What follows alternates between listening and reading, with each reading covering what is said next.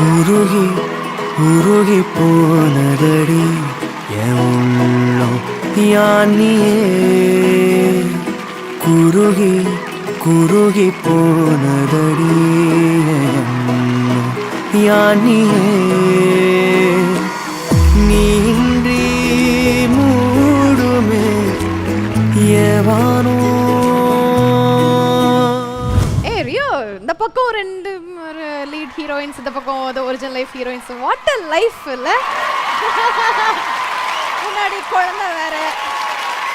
ஸ்ருதி, so இந்த ஒரு பொசிஷனுக்கு ரியோ வரணும் அப்படின்னு ரியோ ஆசைப்பட்டதை விட ஜாஸ்தியாக அவங்க பார்ட்னர் தான் எப்போவுமே கண்டிப்பாக வந்து ஆசைப்பட்டாங்க. பார்ட்னர் நம்மளோட ஒரு பெரிய ஆளாக வரணும் வரணும் அப்படின்றத எல்லா பாட்டுமே நினைக்கக்கூடிய ஒரு விஷயம். வந்தாச்சு, அதோட இனிஷியல் ஸ்டேஜ் அப்படின்னு வந்து சொல்லலாம். ஸோ எவ்வளோ சந்தோஷமாக இருக்குது இந்த மொமெண்ட். திடீர்னு ஸ்டேஜ் வருஷம்னா எனக்கு என்ன பேச தெரியல, பட் பயங்கர ஹாப்பி.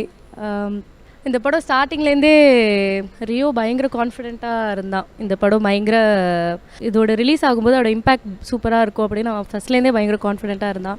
அதுக்காக ஒரு 2 years ஃபுல் அண்ட் ஃபுல் அதுலேயே தான் இருந்தது, வேறு எதுவுமே யோசிக்கல, ஃபுல்லாக இந்த படத்துக்குள்ளேயே தான் இருந்தது. ஸோ இப்போ அதுக்கான ரெக்கக்னிஷன் பயங்கர ஹாப்பியாக இருக்குது.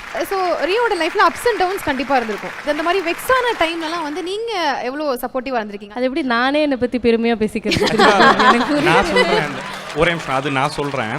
இந்த படத்து மேலே ரியோனை வச்சிருக்க நம்பிக்கை எந்த அளவுக்கோ அதுக்கு ஈக்குவல் அவங்களும் வச்சுருந்தாங்க. என்ன காரணத்துக்கு சொல்கிறேன்னா, நான் படம் பண்ணும்போது என் கண்டென்ட் அண்ணனுக்கு பிடிச்சிருக்கு, அது பண்ணுறதுக்கு ஒரு ஸ்டெப் எடுத்து வைக்குது. நான் வெளியே எங்கேயும் சொன்னதில்லை இதுவரை. நாங்கள் என்ன மாதிரி மேக்கிங் இருக்குன்னு தெரியாதுல்ல.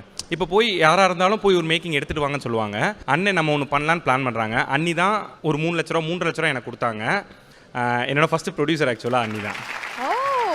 இது ஒரு அன்னோன் ஃபேக்டா இருக்கு. ஓகே, ஸோ அண்ணன் நம்புறதுக்கு ஈக்குவலாக அவங்க நம்புறனால தான் அப்படி அந்த பாண்டு தான் இங்கே இருக்கிற எல்லாமே. எங்களை நம்பி அந்த இது எல்லாமே பண்ண ஆரம்பிச்சது. ஸோ என்னோட ப்ரொடியூசர் ஸ்ருதியவா நம்ம லாஸ்ட்டாக ஸ்டேஜில் ஏற்றிருப்போம் சொல்ல.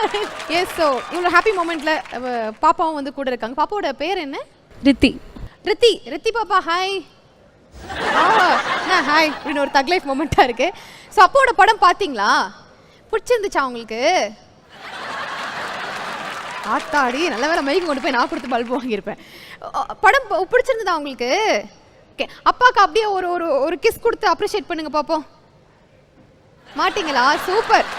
பார்த்தேன், நான் ரீசெண்டாக ஒரு வீடியோ ஒன்று போஸ்ட் பண்ணியிருந்தீங்கல்ல, நான் கோவமாக இருக்கேன் எனக்கு வேணாம் போன்னு சொல்லிட்டு ஏதோ சொல்கிற மாதிரி பயங்கர கோவக்காரப்பு இல்லையா? இல்லை, அந்த என்கேஜ்மெண்ட் தான் நீங்கள் பாட்டு பாடினது மேரேஜ்ல. எஸ், ஸோ அதை வந்து இப்போ வரைக்குமே நிறைய பேர் வந்து ரீல்ஸ் எல்லாம் வச்சுட்டு இருக்காங்க ஸ்டேட்டஸா. WhatsApp super. ஒரு கொஸ்டின் ஸ்டார்டிங்லேயே தோண்டி புதைச்சிட்டா நான் என்ன பண்ணுறேன்? ஓகேவா, அந்த பாட்டு பாட வேணாம். அப்போ வந்து ஒரு என்கேஜ்மெண்ட் டைம்க்காக ஒரு விஷயம் பாடு. இப்போ மேரேஜ் ஆகி ஒரு 7 years ஆஃப் மேரேஜ் லைஃப் கரெக்டா? இப்போ அந்த பாடலுக்கான லிரிக்ஸ் எல்லாம் போட்டு பாடணும்னா எப்படி நீங்க அந்த சாங்கை பாடுவீங்க? இன்னும் திடீர்னு லிரிக்ல கம்போஸ்லாம் பண்ண சொல்றீங்க, அதுக்கு நான் அந்த பாட்டையே வேணா பாடிடுறேன். சூப்பர், அதுவும் ஓகே தான். இப்போ லிரிக் எழுதி கம்போஸ்னா யோசிச்சு பாரு.